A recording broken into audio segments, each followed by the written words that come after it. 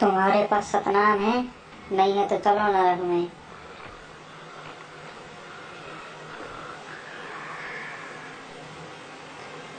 अगला आओ। तुम्हारे पास है सतनाम? तुमने गुरु बनाया था पर झूठा, तो चलो नरक में। तुमने शास्त्रों के अनुसार भक्ति नहीं कही जो शास्त्रों में लिखी थी, जाओ नरक में। अगला आओ।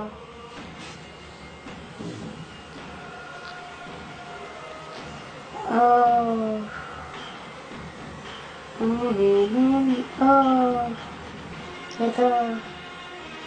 ये तो काल है। ये कौन है ये?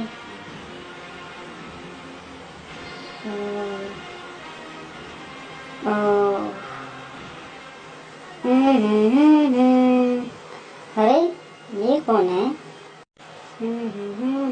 अरे ये तो संत रामपाल जी मैं। अरे इन्होंने तो मुझे सारा ज्ञान बताया था, कौन परमात्मा है, किसके शरण जाने से मुक्ति संभव है। अरे मैंने क्यों नहीं मानी उनकी बात। मुझे कितने प्रमाण दिए थे, वेद, गीता, बाइबल, गुरु ग्रंथ साहिब। अरे मैंने क्यों नहीं मांगी। मैंने तो मनुष्य जीवन खराब कर दिया। अरे अब मैं क्या करूं, अब मैं क्या करूं। मेरा तो मनुष्य जीवन पूरा बेकार चला गया। अब मुझे 84 लाख तरह की योनि में जाना पड़ेगा। अरे अब तो मुझे नरक ही जाना पड़ेगा।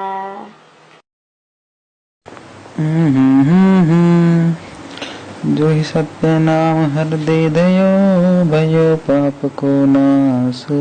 मानो चिगनी अग्नि की, परी पुराने घास।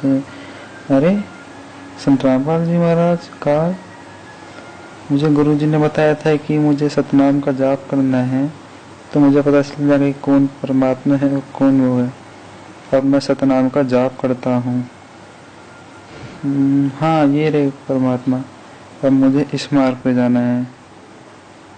सत साहिब। मानुष जीवन दुर्लभ है, ये मिले न बारंबार। तरवर से पत्ता टूट गिरे, ये बहुर न लगता डार। आइए हम आपको दिखाते हैं नरक इस काल का और परमात्मा का सतलोक। आइए हम जानते हैं इस काल के लोक के बारे में। ये काल रोज एक दिन में 1 लाख मानव शरीरधारियों को नित्य खाता है। इस काल को, इस ज्योति निरंजन को ये श्राप लगा हुआ है।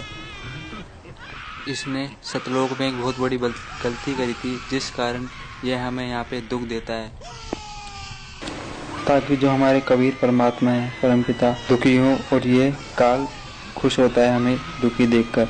लेकिन परमात्मा इस घड़ी में स्वयं आते हैं, जो कि इस टाइम आए हुए हैं पूर्ण परमात्मा कबीर साहिब के रूप में, जगत गुरु संत रामपाल जी महाराज के रूप में आए हुए हैं, जो कि गीता अनुसार हमें भक्ति देते हैं। वेद अनुसार हमारे जो भी जितने पवित्र ग्रंथ है, कुरान शरीफ, गुरु ग्रंथ साहिब, बाइबल, उसके अनुसार हमें भक्ति देती है।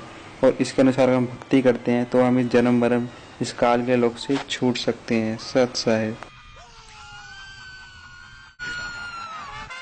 सतलोक एक ऐसी जगह है जहाँ पे जाने कभी जन्म मरण में नहीं आता और वहाँ पे कभी भी वृद्ध अवस्था नहीं होती है।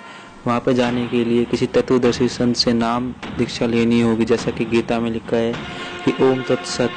ये 3 मंत्रों की तरफ इशारा है कि ओम तो ये सीधा ब्रह्म का है, तत्सत कोई तत्वदर्शी संत बताएगा। और तत्वदर्शी संत वो होगा जो गीता अध्याय नंबर 15 श्लोक नंबर 1 से लेकर 4 तथा श्लोक नंबर 16 व 17 का अंश बता देगा कि कौन पेड़ है, कौन जड़ है और कौन पत्ते है और कौन ये डार है। वेद विद प्रूव वेद वो आपको बताएगा, वही एक तत्वदर्शी संत होगा। उसके शरण में जाने के बाद कभी भी जन्म मरण नहीं होगा और कभी बुढ़ापा नहीं होगा, पूर्ण मोक्ष वही होगा।